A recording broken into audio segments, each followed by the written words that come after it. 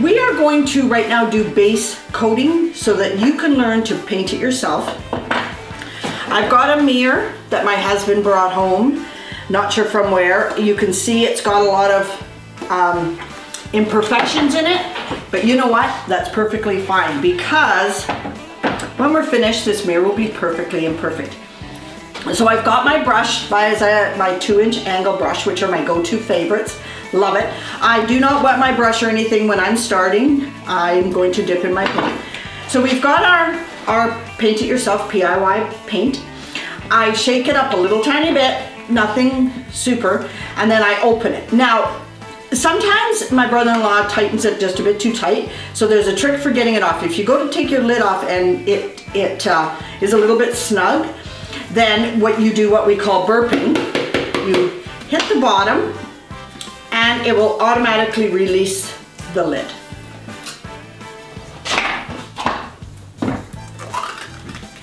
Oh, that is perfect.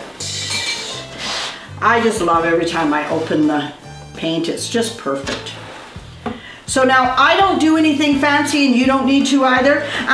Maybe I'll say in regards to, you want to make sure that your project is clean and dry. So, you know, companies say, and we do too, that there's not a lot of prep necessary. But the thing is, if your project is peeling and you put any product on top, it's going to peel underneath, and that's not going to be good.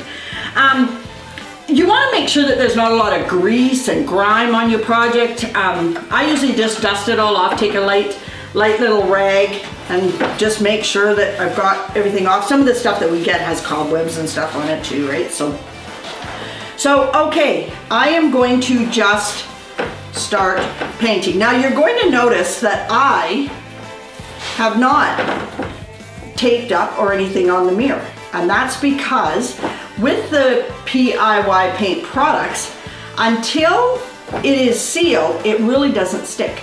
So I can come back in later and take my paper towel and wipe my glass off. So, and a lot of times with painting antique furniture, it is very difficult to take the hardware off, and then it's difficult to put the hardware back on. So I leave the hardware on. I may put a little bit of Vaseline on my hardware just so that I'm ensuring that it's going to wash off easily. But I just take a Q-tip. I have to do little tiny bits here because I want to cover in all the areas with my, and see, if I had a big brush, this wouldn't work.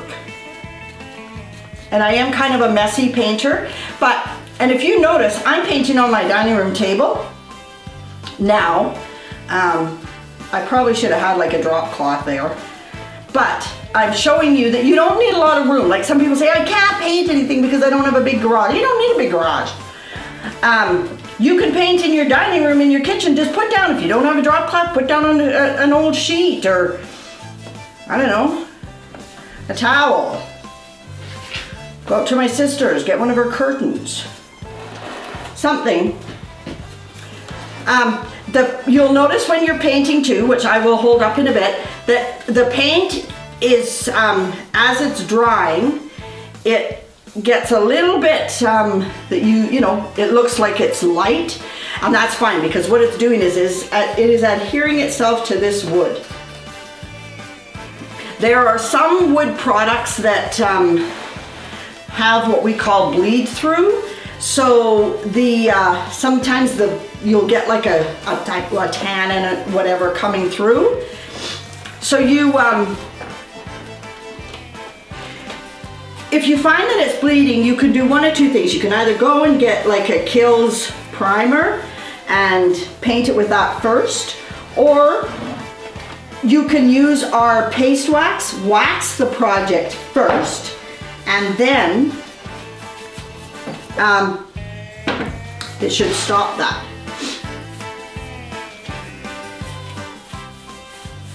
So it's pretty simple. You notice I'm not doing anything fancy. I'm not painting these fancy strokes or anything. I'm just covering the project. The paint dries very quickly. And because I'm going to distress it, if I did happen to miss a little tiny spot, you're really not going to notice, because distressing makes the furniture basically imperfect. Right? We're taking something and banging it. Oh, how did I rip my label on my can? I bet you Cindy did that. That's my sister. She doesn't like to be in the videos, but she does help a lot. And I always say that's why when you see us, she's the other little one in the caricature, or avatar. I think they call us avatars for the PIY brand. But her coveralls are always really nice and clean, but see, mine aren't so much. So I would say one of us works and one of us doesn't. But she actually does pretty good work.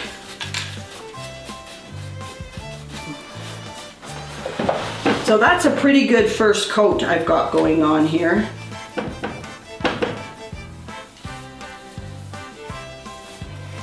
And we've pretty much got full coverage.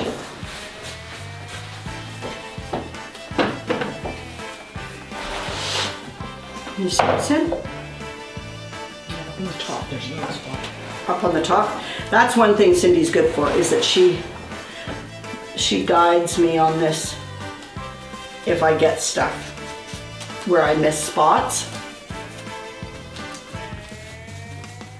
So this is the first coat on here, and then this is what I call base painting. And then in the next video, I will come back and I will show you, I'll have my first one dry, and I'm just gonna put another coat on this, and then I'm gonna distress. So I'm gonna sign off for now. I think that's all, Cindy, I need to talk about for base coating. That's all you'll need to know on that to paint it yourself.